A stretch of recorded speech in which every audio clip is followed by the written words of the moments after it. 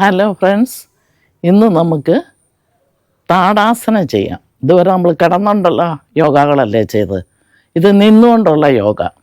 ഈ താടാസനത്തിൻ്റെ ഗുണങ്ങളാദ്യം പറയാം. നമ്മുടെ കാലുകളെ ബലപ്പെടുത്തുന്നു, കൈകളെ ബലപ്പെടുത്തുന്നു, ഷോൾഡറിൽ നല്ലപോലെ ഫ്ലെക്സിബിളാക്കുന്നു. കൈ ഷോൾഡറിൻ്റെ ഭാഗത്ത് നല്ല ഫ്ലെക്സിബിളാക്കുന്നു. പിന്നെ ഷോൾഡറിലേക്കുള്ള രക്തോട്ടമൊക്കെ ഇച്ചിരി സ്പീഡപ്പ് ചെയ്യുന്നു. പിന്നെ 21 വയസ്സിൽ താഴെയുള്ളവരാണെങ്കിൽ നിങ്ങൾക്ക് പൊക്കം വെക്കും. പിന്നെ വയസ്സ് കുറച്ച് പ്രായമൊക്കെ ആകുമ്പോൾ നമുക്ക് ചെറിയ കഴുത്തിന് ചെറിയ വളവ് വരും, അത് മാറും. അതും ഉണ്ടാകുകയില്ല, സ്ട്രെയിറ്റ് ആയിട്ട് തന്നെ ഇരിക്കും. ഇനി താടാസനം ചെയ്യുമ്പം ഏറ്റവും വലിയ വേറൊരു ഗുണം എന്നാന്ന് ചോദിച്ചാൽ വെരിക്കോസ് വെയിനെ ഇത് കുറയ്ക്കും.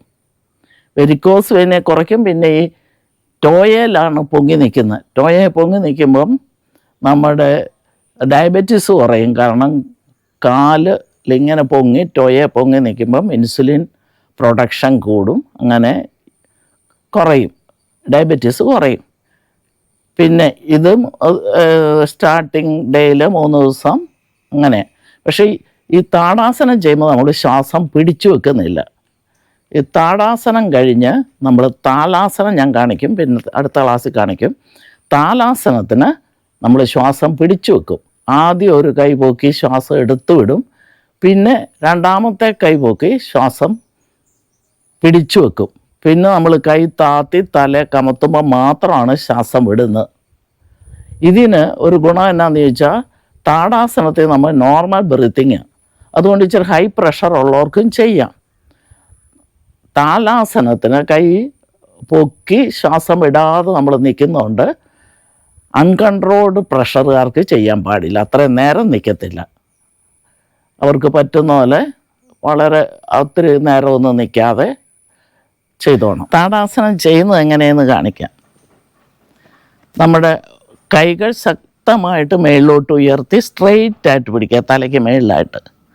വലത്ത് കൈ ആദ്യം, പിന്നെ ഇടത്ത് കൈ.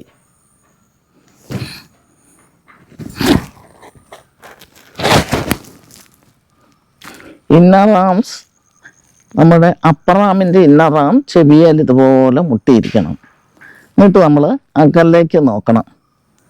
എന്നിട്ട് നമുക്ക് നോർമൽ ബ്രീത്തിങ്, നമ്മുടെ ദൃഷ്ടി അകലേക്കായിരിക്കണം. ഇങ്ങനെ നിൽക്കുക.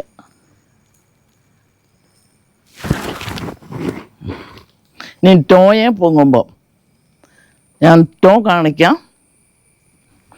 എൻ്റെ ടോയിലോട്ട് നോക്കുക.